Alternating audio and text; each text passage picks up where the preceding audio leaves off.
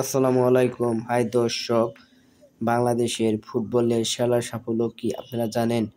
বাংলাদেশের ফুটবলের সেরা সাফল্য হলো এশিয়া কাপে খেলা। বাংলাদেশ 1980 সালে প্রথমবারের মতো এশিয়া কাপে অংশগ্রহণ করে। এটি তাদের সেরা সাফল্য এখন পর্যন্ত। আর কখনো বাংলাদেশ এশিয়ান কাপে মূল পর্বে জায়গা নিতে পারেনি।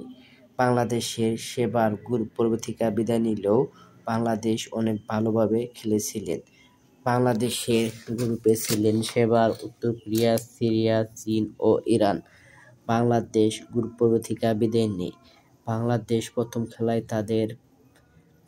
খেলায় 3-2 গোলে হারেন উত্তর কোরিয়ার কাছে, সিরিয়ার কাছে 1-0 গোলে হারেন, ইরানের কাছে সবচেয়ে বড় ব্যবধানে হারেন 7-0 গোলে বিধ্বস্ত হন বাংলাদেশ এবং চীনের কাছেও 6-0 গোলে হারেন বাংলাদেশ।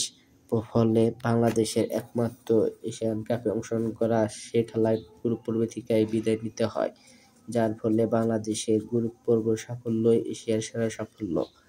বাংলাদেশের গ্রুপ থেকে উত্তর কোরিয়া 6 পয়েন্ট নিয়ে এবং ইরান 6 পয়েন্ট নিয়ে তালা মূল পর্বে তথা দ্বিতীয় পর্বে কোয়ালিফাইড হয়।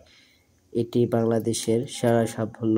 তাই এক কথায় বাংলাদেশের ফুটবলের সেরা সাফল্য হলো এশিয়া কাপে মূল পর্বে খেলা 1980 সনের সেটি। আসসালামু আলাইকুম, সবাই ভালো থাকবে।